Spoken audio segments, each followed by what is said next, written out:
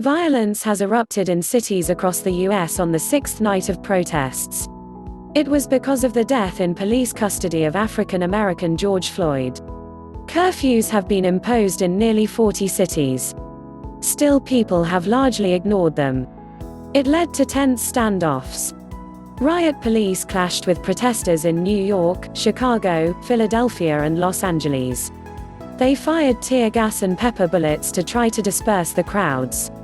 Police vehicles were set on fire. Shops were also looted in several cities. The National Guard, the U.S. Reserve military force for domestic emergencies, said on Sunday that 5,000 of its personnel had been activated in 15 states and Washington, D.C. Crowds once again gathered near the White House, this time lighting fires and throwing stones at riot officers. State and local law enforcement agencies remain responsible for security, the National Guard added. There were multiple instances of police vehicles being vandalized and set alight on Sunday. Riot officers continued to respond with tear gas and flash grenades. In Philadelphia, local TV stations showed people smashing police cars and looting at least one store. U.S. President Donald Trump tweeted, "Law and order in Philadelphia, now. They are looting stores. Call in our great National Guard." Looting was also reported in Santa Monica, California. In Minneapolis, where Mr. Floyd lost his life, a lorry driver was arrested after reportedly breaching a road barrier before speeding towards a crowd of protesters marching along a major highway.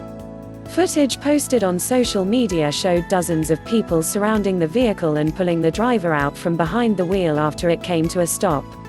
The driver was later taken to hospital with minor injuries. There were no immediate reports of other casualties. Minnesota's Governor Tim Walz said the motive of the driver was unclear, adding, "To not have tragedy and many deaths is simply an amazing thing." In Denver, thousands of people protested peacefully in Colorado state capitol by lying face down with their hands behind their backs and chanting, "I can't breathe." Large-scale protests also took place in Atlanta, Boston, Miami and Oklahoma City. There were also several reported incidents of riot police responding disproportionately to the demonstrators. In Atlanta, Georgia, 2 officers were sacked on Sunday for using excessive force, including firing a taser, on 2 young college students. The Floyd case has reignited U.S. anger over police killings of Black Americans. For many, the outrage also reflects years of frustration over socioeconomic inequality and segregation, not least in Minneapolis itself. Hundreds of people have been arrested since the protests began a week ago.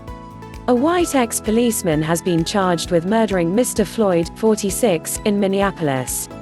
Derek Chauvin, 44, is due to appear in court later on Monday. It follows the high-profile cases of Michael Brown in Ferguson, Eric Garner in New York and others that have driven the Black Lives Matter movement.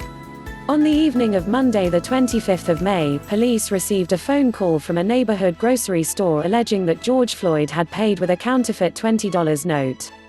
Officers were attempting to put him in a police vehicle when he dropped to the ground, telling them he was claustrophobic. According to police, he physically resisted officers and was handcuffed. Video of the incident does not show how the confrontation started. With Mr. Chauvin's knee on his neck, Mr. Floyd can be heard saying, "Please, I can't breathe," and "Don't kill me." According to a preliminary autopsy by the county medical examiner, the police officer had his knee on Mr. Floyd's neck for 8 minutes and 46 seconds, almost 3 minutes of which was after Mr. Floyd became non-responsive. Nearly 2 minutes before Mr. Chauvin removed his knee, the other officers checked Mr. Floyd's right wrist for a pulse and were unable to find one. He was taken to hospital and pronounced dead around an hour later. A lawyer for Mr. Floyd's family has accused Mr. Chauvin of premeditated murder. Source: BBC News. Please subscribe to my channel. Thanks for watching.